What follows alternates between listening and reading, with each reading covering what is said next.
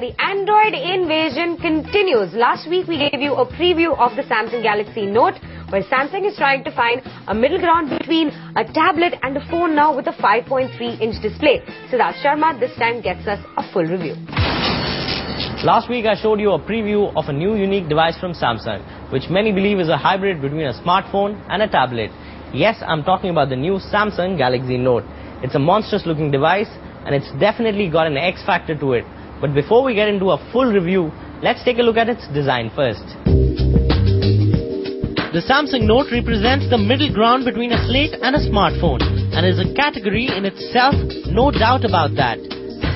Up front you'll find a huge 5.3-inch touchscreen, but it's still unusually thin at just 9.6mm. At the back it has a Samsung Galaxy S2 feel to it, but in a blow-up version. Additionally, this hybrid also comes with something called a Smart Pen. And to top it all, you would be able to house a smartphone as huge as this easily into your pocket.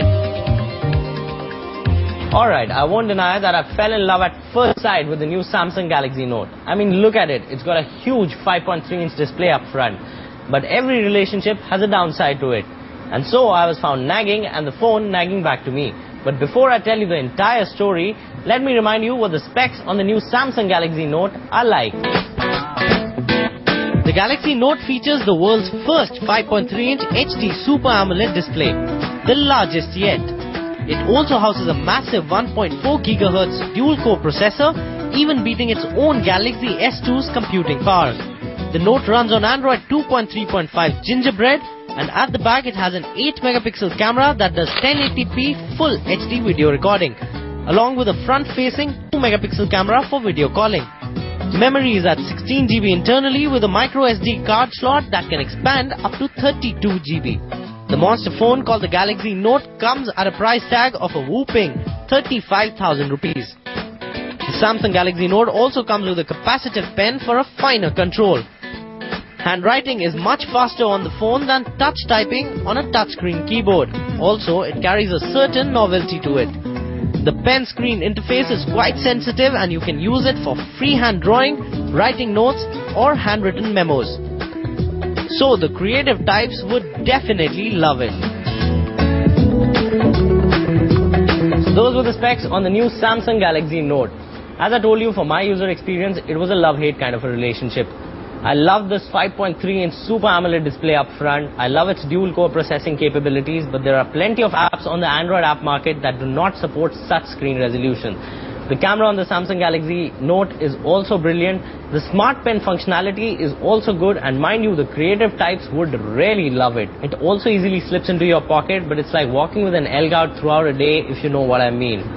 But it costs a bomb. It costs your pocket about 35,000 rupees. That's almost equivalent to a 10-gram gold brick. But it's not a 10-gram gold brick, it's not a tablet, it's not a smartphone. For 35,000 rupees, I would rather go ahead and buy a tablet, or if I need a smartphone, I would buy the Samsung Galaxy S2. But right now for me, the Samsung Galaxy Note at a price as high as this is a no-buy. Alright Varun, we had already talked about this phone last week for 35,000 rupees. Is your verdict still to say that although it's a 5.3-inch phone, everything works better on it, nicer display, don't buy a 35 grand? 35 grand is just too expensive. Even after seeing all the reviews, even after seeing everything, I still wouldn't want to recommend this to anybody for 35 grand. But do you see some sort of a pattern happening on the show now? The first three phones were Android. Samsung Note is an Android phone, and there have been a bunch of Android phones that are releasing in the market this week. This Android invasion is coming, and how? Coming and how? It's already been there for the last 6 months, I think. In the last 6 months, there's this rough stat that I read somewhere. There are 140 world Android phones, which is all the big brand names that are present across the world. 140 phones have launched. In the last 2 weeks, in the US, 7 new top-of-the-range dual-core Android phones have launched.